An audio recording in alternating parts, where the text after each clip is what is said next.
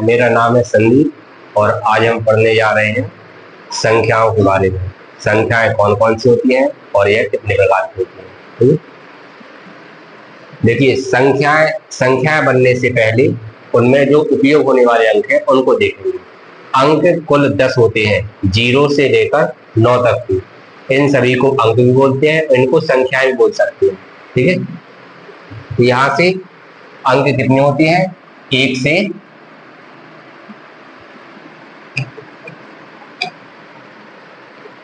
अंक होते हैं इसमें 0, 1, 2, 3, 4, 5, 6, 7, 8 और 9। ये सभी अंक होते हैं और इन्हीं अंकों को मिलाने से बनती हैं संख्या। तो हम देखेंगे सबसे पहले इसमें आता है सबसे पहले प्राकृतिक संख्या। प्राकृतिक संख्याएं किसे कहते हैं? तो वे संख्याएं जिनका उपयोग हम दैनिक जीवन में अपने वस्तुओं को गिनने के लिए करते हैं उन्हें हम प्राकृतिक संख्याएं कहते हैं। जैसे 1, 2, 3, 4 और ऐसे ही अनंत तक जाएंगे, ये हो जाएंगी प्राकृतिक संख्या। फिर इसके बाद आता है दूसरा पूर्ण संख्याएं, या फिर इनको बोलते हैं होल नंबर। तो पूर्ण संख्याएं किसे कहते हैं? यदि हम प्राकृतिक संख्याओं में केवल 0 को और सम्मिलित कर लें तो इन सभी संख्याओं को बोलेंगे हम पूर्ण संख्याएं। यदि 0 और बाकी जितनी भी है प्राकृतिक संख्या होती है उन सभी को एक साथ लिखें तो इनको बोलेंगे हम पूर्ण संख्याएं। ठीक है, फिर इसके बाद आता है पूर्णांक संख्याएं। तो पूर्णांक संख्या किसे कहते हैं? पूर्णांक संख्या वे कहलाती हैं जिनमें धनात्मक संख्याएं भी हो और ऋणात्मक संख्याएं भी हो, उनके साथ साथ 0 भी होना चाहिए। तो वे संख्याएं जिनमें धनात्मक, ऋणात्मक और 0 है, इन सभी के सम्मिलित रूप को ही अपन बोलते हैं पूर्णांक संख्या या इंटीजर्स। पूर्णांक होते हैं 2 प्रकार के, एक होता है धनात्मक और एक होता है ऋणात्मक। धनात्मक और इसको थोड़ा सा इसका लूं, धनात्मक पूर्णांक और 0, इन सबके सम्मिलित रूप को बोलते हैं हम ऋणोत्तर पूर्णांक।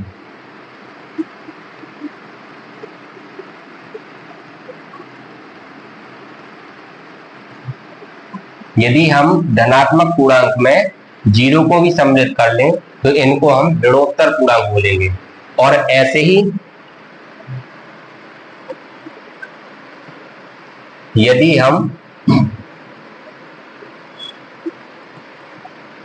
ऋणात्मक पूर्णांक में 0 को भी सम्मिलित कर लें तो इनको बोलेंगे हम धनोत्तर पूर्णांक।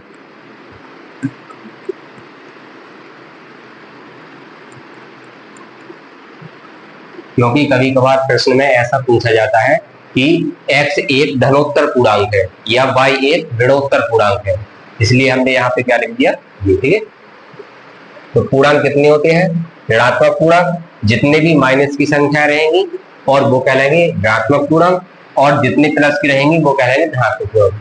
पूर्णांक का अर्थ होता है कि पूर्ण संख्या। जैसे हमने लिखा 5/2, तो या 5, जैसे हमने लिखा यहाँ पे 5/2, तो क्या यह पूर्णांक संख्या है? यह पूर्णांक संख्या नहीं है। क्यों नहीं है? क्योंकि यहाँ पे एक पूर्ण संख्या नहीं है। इसमें पूर्णांक क्या मिलेगा? 2 का जैसे ही भाग देंगे 5 में, यहाँ आ जाएगा 2, 2 दूनी 4 और यहाँ आ जाएगा 1/2। मतलब इसमें 2 पूर्णांक है और एक आधा है या फिर भिन्न वाली संख्या है। ठीक है,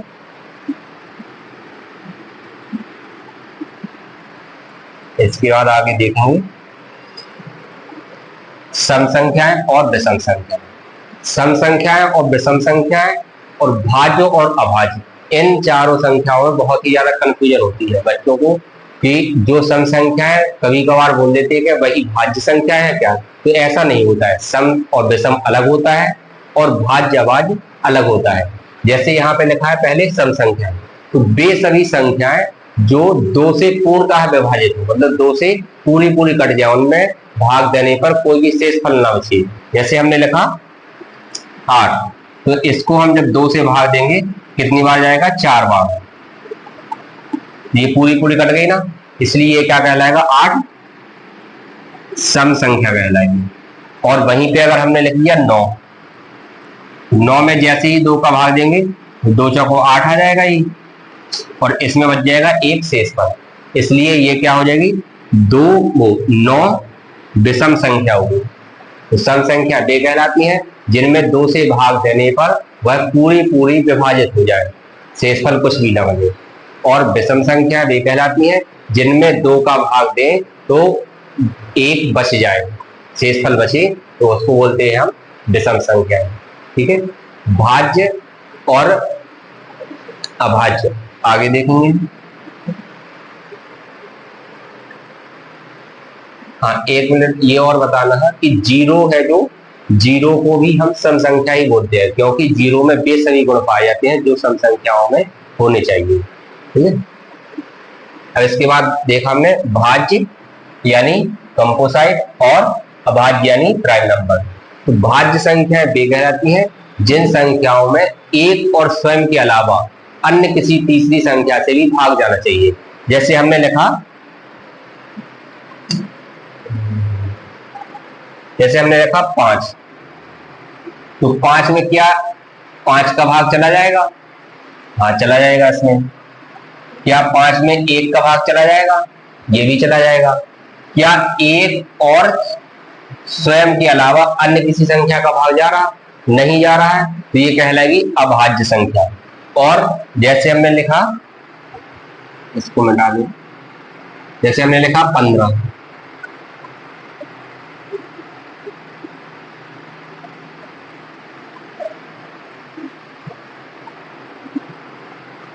जैसे हमने लिखा 15, तो 15 में 15 का भाग तो जाएगा ही, साथ ही 15 में 1 का भाग भी जाएगा। इसके अलावा किसी और संख्या का भाग जा सकता है क्या 15 में? जैसे हम उसमें 3 का भाग भी दे सकते हैं और 5 का भी दे सकते हैं, इसलिए ये क्या कहलाएगा? भाज्य संख्या कहलाएगी। सम विषम अलग होता है, सम विषम चेक करने के लिए हमें 2 से भाग देना पड़ता है। अगर कुछ शेषफल बच गया तो कहलाएगा विषम संख्या, अगर कोई शेषफल नहीं बचा तो कहलाएगी सम संख्या। लेकिन भाज्य अभाज्य ज्ञात करने के लिए हमें थोड़ा अलग करना पड़ता है। क्या करना पड़ता है कि उसमें हम चेक करते हैं कि एक और वही संख्या उसके अलावा किसी एक और संख्या से भाग जाना चाहिए, तभी वो क्या कहलाएंगी? भाज्य संख्या है। जैसे 2, जैसे हमने लिखा यहाँ पर 2, तो 2 क्या एक भाज्य संख्या है? और 1 क्या भाज्य संख्या है? या भाज्य है?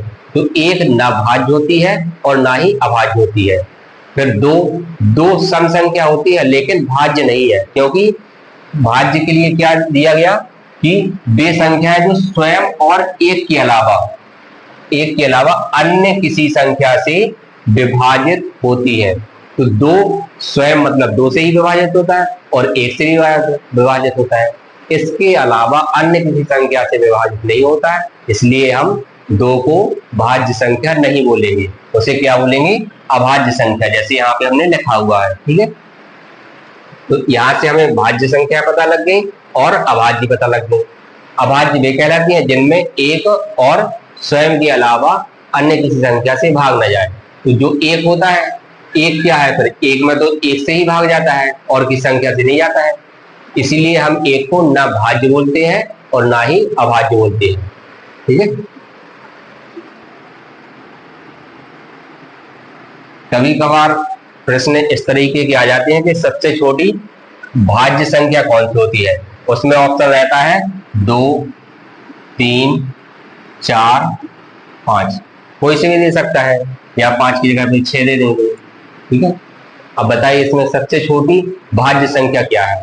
तो हमें वहां पे 2 नहीं लगाना है, 2 अपना गलत हो जाएगा। कितना हो जाएगा? 4 सबसे छोटी भाज्य संख्या है। ठीक है, अगर पूछा जाए सम संख्या कौन है सबसे छोटी, तो सम संख्या के लिए बोल सकते हो। ठीक है, जैसे इसमें दिया जाता 3 की जगह पे यहाँ पे 7, 9 कर दिया जाए। ठीक है, अब पूछा जाए कि इसमें सम संख्या क्या है, तो उसमें 2 हो जाएगा। ठीक, फिर इसमें लगा सबसे छोटी अभाज्य संख्या। तो अभाज्य संख्या क्या होती है? अभी बताया था कि वे संख्याएं जिनमें एक और स्वयं के अलावा अन्य किसी संख्या से भाग न जाए उन्हें अभाज्य संख्या कहती है। तो 2 में क्या होता है? पहली चीज तो 1 से भाग जा रहा है, हाँ जाता है, 2 1 में 2 का भाग देंगे 2 बार जाएगा। या 2 में 2 का भाग जाता है, स्वयं का भाग तो सभी संख्याओं में जाता है, और इसके अलावा कोई और संख्या से कटता है क्या? 2 नहीं कटता ना, इसलिए क्या हो जाएगा? इसलिए हो जाएगी अभाज्य संख्या। इसके बाद पूछा जाता है कि क्या अभाज्य संख्या सम संख्या हो सकती है? तो इसमें कभी सप्ताह में पूछा जाता है, ये कक्षा 9वीं में एक बार प्रश्न आया था कि क्या दो सम संख्या है, क्या दो अभाज्य संख्या है? तो उसमें लिखना था हाँ, ठीक है। तो यहाँ पे लिख देंगे दो एकमात्र सम अभाज्य संख्या है। फिर इसके बाद चौथा लिखा है कि एक ना तो भाज्य है और ना ही अभाज्य, ठीक। इसके बाद आगे पढ़ेंगे। इसके बाद आता है सह अभाज्य संख्याएं। तो सह अभाज्य वे संख्याएं कहलाती हैं जिनमें 2 या 2 से अधिक संख्याओं की जरूरत पड़ती है। जैसे हमने लिखा यहाँ पे 5 और 7। क्या 5 और 7 में कोई कॉमन गुणनखंड मिल रहा है आपको? कोई यह कॉमन संख्या मिल रही है? नहीं मिलती है, तो ये क्या हो जाएगा? सह अभाज्य संख्या। जैसे हमने लिखा यहाँ पे 1 8 ले लिया और यहाँ पे ले लिया हमने 15। अब देखो ये सम संख्या भी है और भाज्य भी है, ठीक है। ऐसे ही 15 विषम है लेकिन ये भाज्य संख्या है। लेकिन इन दोनों में क्या कोई उभयनिष्ठ गुणनखंड है? जो ऐसी संख्या है कि जो 8 को भी काट दे और 15 को काट दे, ऐसी कोई संख्या नहीं है ना, इसलिए ये क्या हो जाएंगी?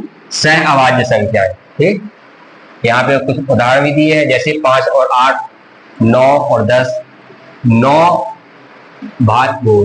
भी भाज्य है और 10 भी भाज्य है, लेकिन इन दोनों में कोई ऐसी संख्या नहीं है जिनका भाग 10 में भी चला जाए और 9 में भी चला जाए, इसलिए क्या कहलाएंगी? सह अभाज्य संख्या है।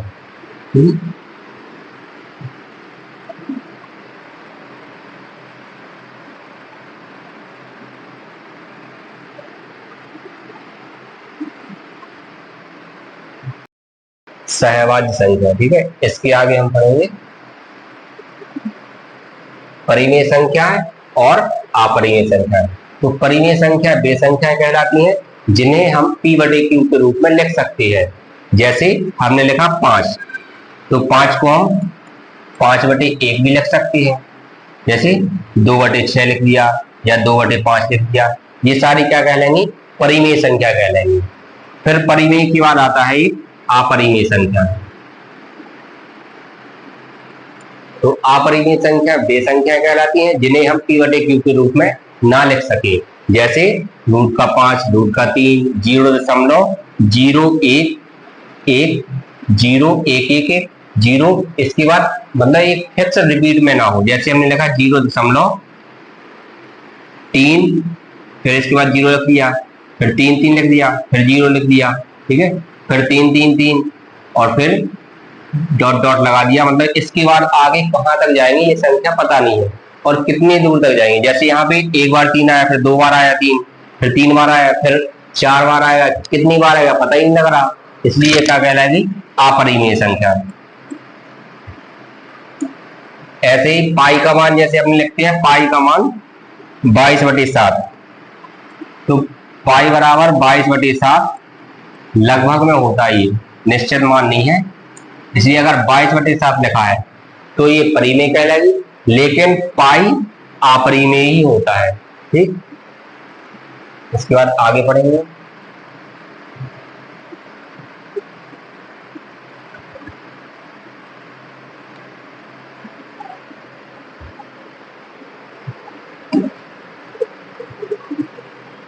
परिमेय अपरिमेय के बाद आता है वास्तविक और काल्पनिक संख्या।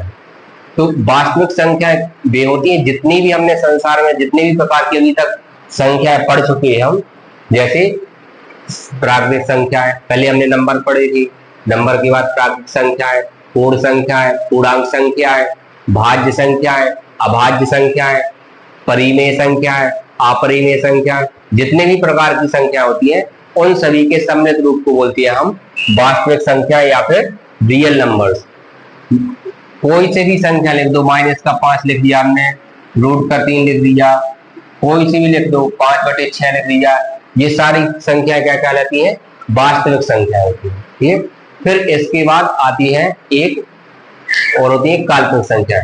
जैसे हम द्विघात समीकरण निकालते हैं जब आती है वर्गमूल के अंदर कोई रूट का 5 बच जाता है या रूट का 2 बच गया, ठीक है, तो ये कहलाती है वास्तविक संख्याएं। ठीक है, एक मिनट।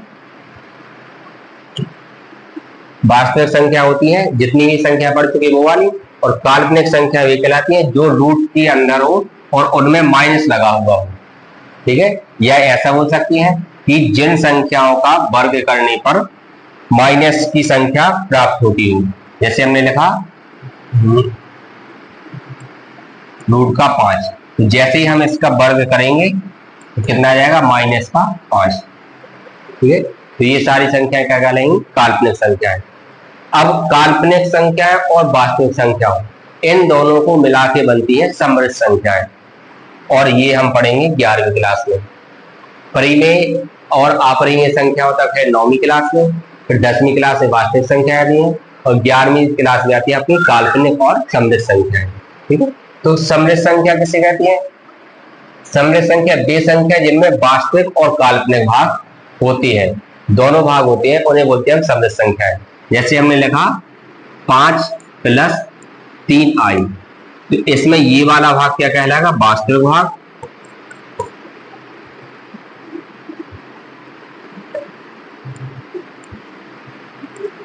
और ये वाला कहलाएगा काल्पनिक भाग।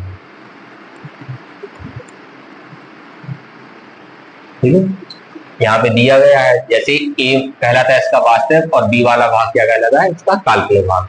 ठीक है, यहाँ पे कुछ एग्जाम्पल दिए गए हैं दो। चलिए, इसके बाद हमने जितनी भी संख्याएं पढ़ी है उसको थोड़ा सा एक चार्ट बना के देख लो तो ज्यादा अच्छे से याद हो जाएगा। ठीक है, यहाँ पे पढ़ी हमने क्या, समृद्ध संख्या।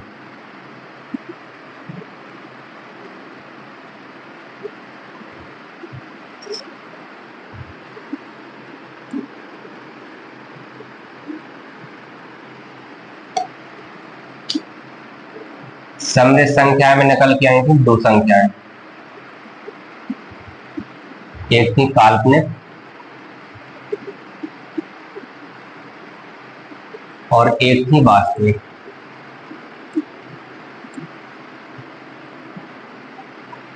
फिर वास्तविक में हुई थी 2 प्रकार की संख्याएं, एक हुई थी परिमेय और एक हुई थी,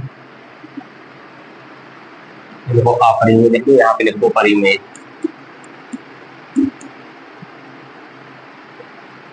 फिर परिमेय संख्याएं, इनको ही बांटा था हमने कुछ में,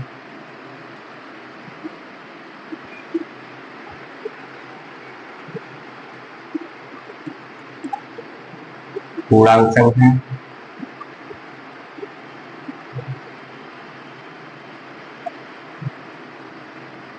और भिन्न संख्याएं।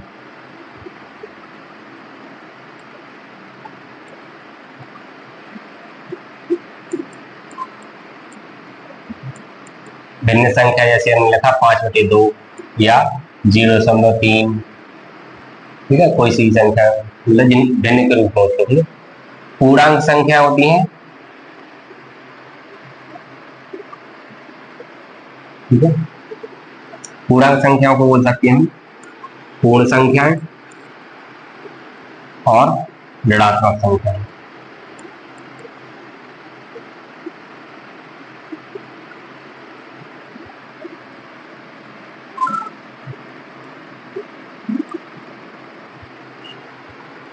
फिर पूर्ण संख्याएं होती हैं, इसमें से 0 अलग हो जाएगा और यहाँ पे आ जाएंगी प्राकृतिक संख्याएं।